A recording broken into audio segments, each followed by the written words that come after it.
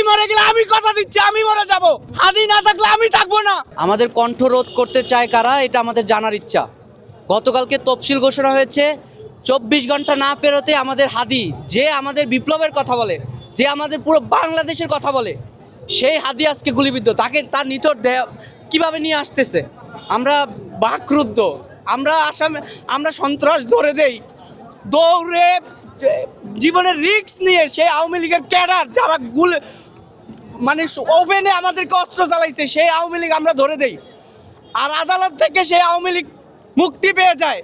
যদিও আমি এ ব্যাপারে এখনই কথা বলতে চাচ্ছি না, তবে আমি একজন বিপ্লবী হিসেবে জুলাইয়ের এবং 18-র আন্দোলনে যুক্ত থাকার সেই সৈনিক হিসেবে বলতে চাই, যদি কোনো রাজনৈতিক দল এই ধরনের অন্যায় মানে করে থাকে আমার হাদি ভাইয়ের সাথে, তাহলে এর জবাব কি হবে এটা আমরা এখন বলতে চাচ্ছি না। আমরা শুধু জানতে চাই কারা আমাদের কণ্ঠ রোধ করতে চায়, কারা আমাদের হাদিকে রোধ করতে চায়।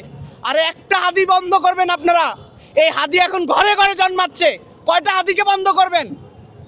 আমরা এখনো বলতে চাই, যেই আদালত থেকে এই খুনি স্বৈরাচারের দোষররা জামিন পেয়ে যায়, ফেসবুকে এসে লাইভে এসে আমাদেরকে বলে তোদের কল্লা দিয়ে আমরা ফুটবল খেলবো, সেই দোষররাই আমার হাদি ভাইকে খুন করতে চায়, সেই দোষররাই আমাদের কণ্ঠ রোধ করতে চায়।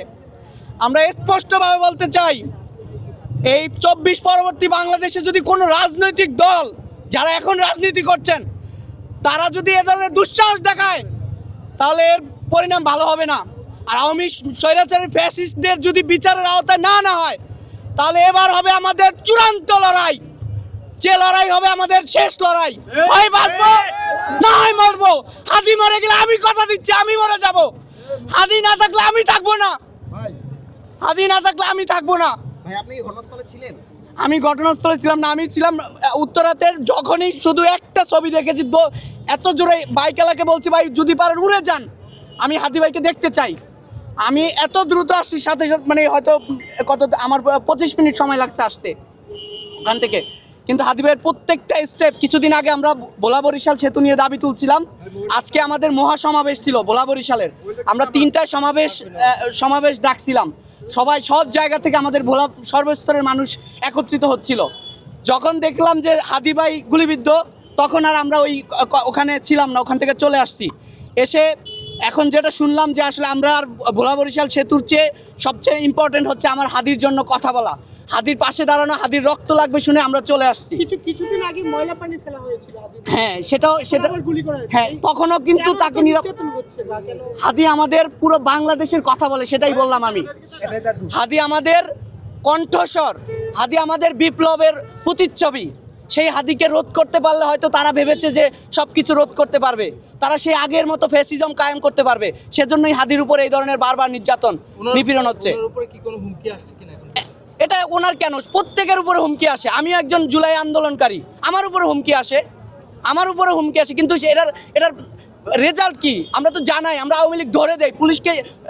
কিছুদিন আগে যে আমাদের এবি জুবাইর ভাই আওয়ামী লীগের দোসরকে একদম ধরে দেখিয়ে দিচ্ছে যে আওয়ামী লীগের দোসর, প্রমাণ আছে। কই তাকে তো পুলিশ গ্রেপ্তার করলো না, সে বিষয়ে তো কোনো ব্রিফিং হলো না। এরাই পরবর্তীতে টাকা দিয়ে সন্ত্রাস ভাড়া করে এনে বিভিন্ন নাশকতার সৃষ্টি করছে। এই বিষয়গুলোতে সবাই সতর্ক হতে হবে। ইন্টারিম এই বিষয়ে জবাব দিতে হবে যে কেন আন্দোলনের সংগ্রামের আজকে প্রায় 16 মাস এখনও আমরা নিরাপদ না। আমি মরে যেতে পারি, আমার ভাই হাদি আজকে গুলিবিদ্ধ, তো কিভাবে আছি আমরা? আপনারা চেয়ারে আসনে বসে আছেন, আমাদের কথাগুলো কি আপনাদের কানে যায় না? আমরা চাই এই সরকার, ইন্টারিম সরকার এমন একটা ব্যবস্থা করে দিয়ে যাবে যেখানে প্রত্যেকটা মানুষ নিরাপদ থাকবে। কই সেটা তো দেখতেছি না।